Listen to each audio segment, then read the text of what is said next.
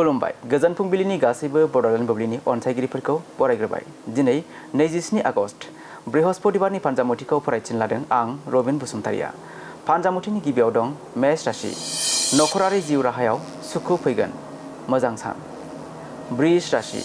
माबाफोर दाय मावना खाजानो गिनाय मोननो हागौ, सांग्राङै सोलिनांगोन। मिथुन राशि।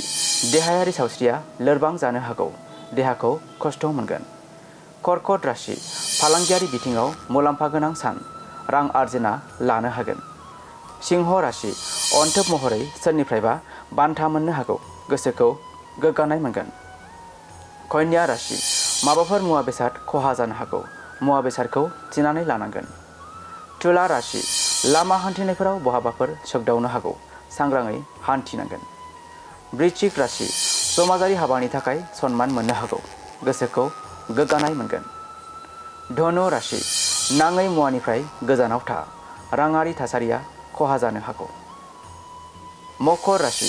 गोब्राब खामानियाव गोसो होयोब्ला उथ्रिसार जानो हागौ, मोजां सान। कुम्भ राशि। देहायाव सानाय सुनाय सोमजिनो हागौ, देहाखौ खस्थ' मोनगोन। आरो मीन राशि। आसा खालामनाय खामानिफोरा मोगथां महर मोनफुंनो हागौ, मोजां सान। दिनै सानसेनि राशि फरायथिनायाबो एसेनोसै। आसा खालामो नोंथांनि दिनैनि साना मोजाङै मोजां थांगोन बेखौ बड'लेण्ड बुब्लि नखरनिफ्राय मिजिंथिबाय। गोजोन्थों।